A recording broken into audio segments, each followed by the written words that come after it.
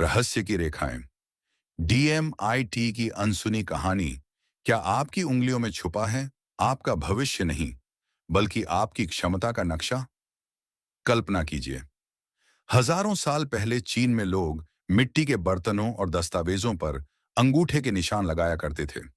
उन्हें नहीं पता था कि ये साधारण सी रेखाएं एक दिन पूरी दुनिया के वैज्ञानिकों की जिज्ञासा बन जाएंगी। फिर समय बदला। 1686 में वैज्ञानिक मार्सेलो मालपीगी ने पहली बार इन रहस्यमयी रेखाओं को गंभीरता से देखा। उसके बाद 1823 में जॉन परकिंजे ने उंगलियों के पैटर्न को अलग अलग श्रेणियों में बांटना शुरू किया।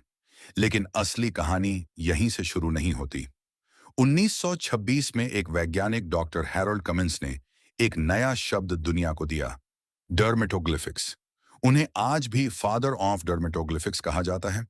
उन्होंने बताया कि हमारी उंगलियों की रेखाएं मां के गर्भ में बनती हैं और जीवन भर लगभग वैसी ही रहती हैं। अब जरा सोचिए, जब बच्चा मां के गर्भ में होता है, उसी समय उसका मस्तिष्क भी विकसित हो रहा होता है। क्या इन दोनों के बीच कोई संबंध हो सकता है? यही प्रश्न वैज्ञानिकों को आगे बढ़ाता रहा। फिर वर्ष 1983 आया।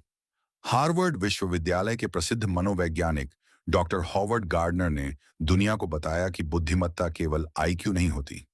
किसी में संगीत की प्रतिभा होती है, किसी में गणित की, किसी में नेतृत्व की, किसी में कला की। उन्होंने इसे नाम दिया मल्टीपल इंटेलिजेंस थ्योरी। और यहीं से जन्म हुआ एक नई सोच का। यदि हर बच्चा अलग है, यदि हर मस्तिष्क की बनावट अलग है, तो क्या हर बच्चे को एक ही पैमाने से मापना सही है? इन्हीं प्रश्नों ने आगे चलकर डीएमआईटी यानी डर्माटोग्लिफिक्स मल्टीपल इंटेलिजेंस टेस्ट की अवधारणा को जन्म दिया। एशिया के कई देशों, ताइवान, चीन, सिंगापुर, मलेशिया और भारत में इस दिशा में कार्य हुआ और लोगों ने बच्चों की सीखने की शैली, रुचियों और प्राकृतिक क्षमताओं को समझने के लिए इसका उपयोग करना शुरू किया। लेकिन यह कहानी केवल विज्ञान की नहीं है। यह कहानी हर उस माता पिता की है जो अपने बच्चे से पूछता है, तुम बड़े होकर क्या बनोगे? और बच्चा जवाब नहीं दे पाता, क्योंकि उसे अभी तक यह पता ही नहीं कि उसके अंदर क्या छुपा है। दोस्तों, डीएमआईटी का उद्देश्य भविष्य बताना नहीं है। इसका उद्देश्य यह समझना है कि बच्चा कैसे सीखता है, किस प्रकार की गतिविधियों में उसकी स्वाभाविक रुचि हो सकती है और उसे किस दिशा में बेहतर मार्गदर्शन दिया जा सकता है। आज के एआई और प्रतिस्पर्धा के युग में सबसे बड़ा प्रश्न यह नहीं है कि आपका बच्चा कितने नंबर लाता है। सबसे बड़ा प्रश्न है, क्या वह स्वयं को पहचानता है? क्या उसे अपनी ताकत पता है? क्या उसे पता है कि वह किस क्षेत्र में चमक सकता है? यहीं से शुरू होती है आत्म खोज की यात्रा। और इसी मिशन के साथ पिछले 25 वर्षों के अनुभव को लेकर कार्य कर रही है वायु योद्धा सेवा फाउंडेशन।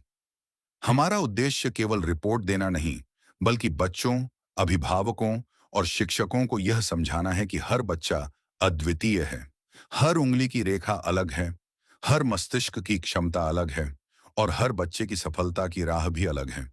तो अगली बार जब आप अपनी उंगलियों की रेखाओं को देखें, उन्हें केवल पहचान का निशान मत समझिए। संभव है वहीं कहीं छुपा हो आपकी संभावनाओं का एक रहस्यमयी नक्शा। मैं हूं अनंत भूषण त्रिपाठी, वायु योद्धा सेवा फाउंडेशन के साथ। फिर मिलेंगे एक नए रहस्य, एक नई खोज और एक नई प्रेरणा के साथ। नमस्कार।